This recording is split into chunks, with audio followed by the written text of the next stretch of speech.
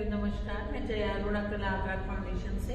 आज हम women's day के उपलक्ष्य में हमारी एक गैलरी में इकट्ठा हुए हैं। हम सब आर्टिस्ट से उनके एक्सपीरियंस, उनकी लाइफ जर्नी को बांट रहे हैं, सोच रहे हैं, मिल रहे हैं कि आपने कैसी यहाँ तक जो आप आए हैं, आपने कैसी लाइफ में चीज़ों को देखा है जो आप यहाँ तक पहुँचे हैं। तो आज हमारे साथ आर्टिस्ट हैं, तो मैं चाहूँगी कि वो अपना इंट्रोडक्शन खुद से दें, सो दैट हम भी उनके बारे में जान पाएँ और समझ पाएँ कि उनकी जो पेंटिंग्स हैं वो किस टाइप की पेंटिंग्स पे काम करती हैं, क्या उनका फॉर्टे है।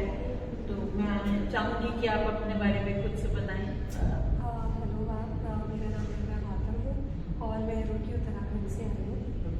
और जो मेरा आर्ट फॉर्म है, मुझे जो कल्चरल चीज़ें होती हैं, एक आर्ट फॉर्म्स होते हैं पुराने, जब मैं कहीं जाती हूँ घूमने के लिए या कुछ भी देखती हूँ, तो जो एंशिएंट टाइम की जो चीज़ें बनी हुई होती हैं वो मुझे देख के बहुत अच्छा लगता है। जैसे फॉक आर्ट होता है, ट्राइबल आर्ट होता है, वो मुझे बहुत अट्रैक्ट करती है।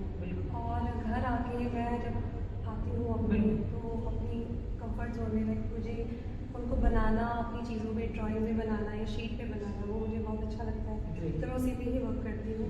और क्ले आर्ट, मेरा जो आर्ट फॉर्म है, मेन आर्ट फॉर्म एक तो ट्राइबल आर्ट है और क्ले आर्ट मैं वो करती हूँ। उनमें थोड़ा बहुत मैं ज्वेलरी वर्क जो मैं करती हूँ। यहाँ पे मैंने अपनी पेंटिंग जो मैंने आपकी एग्जीबिशन में लगाया है वो है Ganesha, Lord Ganesha. So the theme is that always get new energy, spirit, happiness, whatever the situation is, always be a learner. Like Ganesha, you just always be a learner. कि आप हमेशा उससे सीखो कि जिस एज में हम लोग हैं वो एक लर्निंग वाली एज है। हमेशा आर्टिस्ट की तो लाइफ ही सीखने में जाती है। आई थिंक मुझे लगता है कि एक आर्टिस्ट ऐसा है जो हमेशा सीखता है। तो एज अ लर्नर जब भी हम रहते हैं तो हमेशा हम डाउन टू अर्थ रहते हैं, क्योंकि हमने कुछ किसी से लेना है, कुछ सीखना है। तो ऑब्वियस वो आर्टिस्ट का सबसे पहला गुण होता है। तो कितने साल से आप मतलब एक होता है ना अट्रैक्शन आर्ट की साइड पे, कितने साल से? ओके। जब मैंने ग्रेजुएशन किया था, मैंने ग्रेजुएशन में मेरे पास आर्ट्स थे, इंग्लिश एंड पॉलिटिकल साइंस। मैंने 3 सब्जेक्ट में ग्रेजुएशन किया था। देन मैंने मास्टर्स में मैंने इंग्लिश में किया था एंड उसके बाद मैंने PhD भी किया। देन बट जो मेरा मेन फोकस था वो आर्ट की तरफ ही था।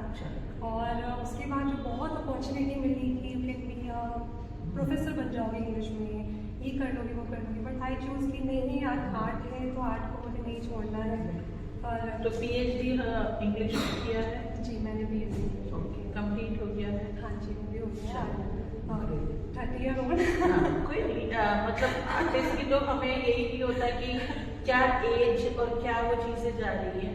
तो अभी जो करंट है उसमें आप पढ़ा रही हैं आर्ट? मैं पढ़ा रही हूँ, एक छोटी स्कूल में पढ़ाती हूँ और छोटे बच्चे हैं वहाँ पर, मतलब एक प्री प्राइमरी स्कूल होता है। मैं वहाँ पर उनके साथ मज़ा आता है मुझे। बिल्कुल उसको। और उसके बाद मैं कथक डांसर भी हूँ और मैं कथक भी सीख रही हूँ। अभी मेरा फाइनल ईयर, अभी मतलब अभी 2 ईयर है, अभी चल रहा है मेरा कथक में।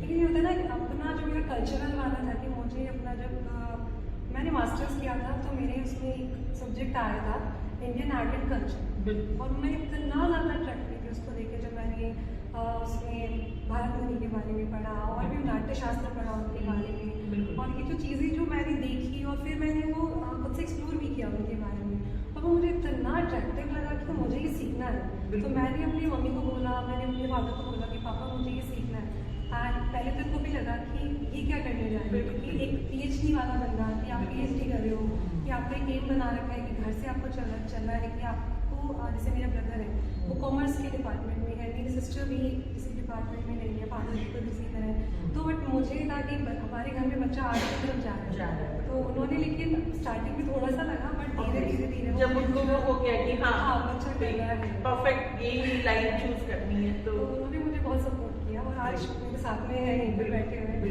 अगर मैं रात में 4 बजे तक बैठ के पेंटिंग कर रही हूँ तो वो मेरे साथ 4 बजे तक जाते हैं और दोनों बहुत ज़्यादा सपोर्ट करते हैं। अभी भी मैंने जब बोला कि मुझे एग्जीबिशन में जाना है, तो चलो चलते हैं, साथ में चलेंगे, मैं भी देखूंगा कैसे होता है। और वो मुझे इतना सपोर्ट करते, मुझे वो तो है ये। देखो, बिना पेरेंट्स की, बिना घर की सपोर्ट के आप कुछ नहीं कर सकते। अगर मैं भी यहाँ बैठी हूँ तो मुझे मालूम है कि मेरे को घर की सपोर्ट है, तो हम जब भी घर से बाहर निकल रहे हैं तो एक अनसेड पीछे से सपोर्ट साथ चल रही कि ठीक है जाओ होके आओ, हम हैं पीछे संभालने के लिए। तो वो बहुत ज़रूरी बात है उसके लिए कि पेरेंट्स सपोर्ट में हैं।